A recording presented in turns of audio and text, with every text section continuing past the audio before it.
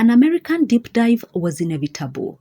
For this video, I don't want to recap the points I covered in my Europe and Asia videos on technosorcery and geosorcery. Most of what I talked about applies to America anyway, since the country is deeply steeped in both. There's really no point in repeating myself. But if you want to go down that rabbit hole yourself, researching American companies tied to technosorcery or examining the buildings and monuments mapped to cosmic coordinates through geosorcery, then be my guest. Go ahead and dig. For this video though, I'm taking a different angle, one that nobody has touched on yet. It's a kind of thesis. But first, let me anchor it. So tell me, you say a lot of witchcraft in Africa? I was like, there's more witchcraft in America than anywhere in the world. Really? I'm serious. It's just packaged differently. It's packaged in a way that people have accepted it. People accept white witches. There's no such thing as a good witch. None. All witchcraft is bad. Anybody that is connecting with the devil, whether it's New Age, whether it's witchcraft, whether it's Church of Satan, Scientology, it's all the devil. Here in America, they think witchcraft is cute. It's not. If you open the door and allow the devil into your life, it will bring the attributes of the devil. The attributes of the devil is to steal, to kill, to destroy. Homes, families, children, businesses, just everything. And you can see how much our society has gone to a place where it's just so dark and demonic. There are just two forces in the world, God and the devil. Human beings are in the greater balance of power in the universe. Mm-hmm. There's the power of God and there's the power of the devil. And if we give our authority to God, God intervenes in the world. If we give our authority to the devil intervenes and messes up our world. Yes, there is more witchcraft in America, but not merely because it has been packaged differently. It's also because of the demographic physics of migration itself. The thesis I'm presenting today is that America became the occult laboratory of the world. I would argue that the country has a higher concentration and intensity of witchcraft than any other nation on earth, precisely because it is a country of immigrants, each bringing their own forms of sorcery. The US was not merely founded as a political experiment, but also functioned as an occult incubator. Its architects did not simply bring in people. They harvested the esoteric lineages, ancestral spirits, folklore, Kabbalah, Masonic symbols, and architectural codes of the entire world, synthesizing them inside a single territory called the United States of America. This territory was designed to harvest and weaponize the spiritual practices of the entire globe under the guise of the following. Number 1. Capitalism. I've already discussed the spiritual law of capitalism and how corporations conduct sales and marketing. If you have not watched that video yet, I recommend starting there. Number 2, Hollywood and entertainment.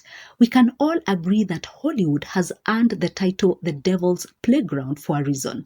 And it is not just Hollywood, by the way. There is also Nollywood and Bollywood. However, Hollywood has exercised the greatest global influence. The hyper-potent sorcery embedded within entertainment is designed to bypass the cultural defenses of any nation. Stories, symbols, archetypes, music, and imagery travel where armies cannot, making entertainment one of the most effective vehicles for cultural and spiritual transmission ever created. Number 3, technology. It is no coincidence that the US is home to the largest technology hub in the world. Once again, it all circles back to the laboratory that is America, a place where ideas, symbols, technologies, and systems are tested, refined, amplified, and then exported to the rest of the world. America, according to me, is the ultimate laboratory of the modern matrix. While Europe mechanized the machine and Asia aligned the physical grid, the US was engineered to be the grand convergence point, the place where syncretism, technosorcery, and geosorcery were systematically fused to create a global high-voltage territory. The energy emitted by this high voltage territory is enormous. And if you didn't know, energy is the raw fabric of creation. Therefore, it is currency in the spiritual realm. But demonic forces residing in the spiritual realm do not have physical bodies. To affect the physical world, they require a portal. In other words, a physical location to which they can attach themselves, as well as a power source. The physical location is the hardware. It includes anchor points such as sigils, monuments, sacred geometry, or star-aligned cities spread across America, Asia, and Europe. The power source, on the other hand, comes in the form of attention, admiration, aspiration, fear, and desire. The other thing I want to talk about in relation to America is the four most powerful institutions on Earth. And I say on Earth because their activities have affected virtually everyone on the planet in one way or another. These institutions are Washington, Wall Street, the Pentagon, and Silicon Valley. I could do an entire video on how the decisions made by these four institutions have affected my own life, even though they operate thousands of miles away across the Atlantic. The sheer scale of their global influence is not a coincidence. It is mathematically and structurally impossible for it to be random. This is my thesis. These four institutions appear to operate as if they're in a kind of covenant with the spiritual realm. First, the buildings themselves are often discussed in relation to geometry, symbolism, and alignment with celestial phenomena. Some have therefore wondered whether these structures serve a purpose beyond the physical, functioning as nodes or sensors. Second, these institutions host millions of people who continuously project intense emotional energy into them. From Washington, you get idolatry and political devotion. From Wall Street, you get greed and anxiety. From the Pentagon, you get fear and aggression. And from Silicon Valley, you get unprecedented psychological attachment and obsession through digital platforms.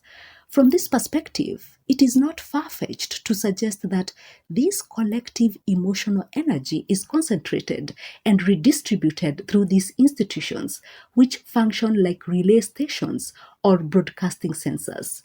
Let me make the picture clearer. When a building is designed and aligned with the cosmos, then the human architects are, in effect, entering into a spiritual agreement. Symbolically, that agreement might be understood as saying this specific place, this location, this geography, these coordinates on Earth belongs to you. This sounds outlandish until you read the Bible and see how it talks about wickedness in high places and strongholds. Remember the prince of Persia in Daniel 10? Also, in Revelation 2:13, Jesus sends a message to the church in the city of Pergamum, saying, I know where you dwell, where Satan's throne is. Jesus was acknowledging that a specific physical geographical city had become a regional headquarters for demonic authority on earth. So, the next natural question you may ask is, what are they getting in return? Well, the ROI is simple. Washington has power.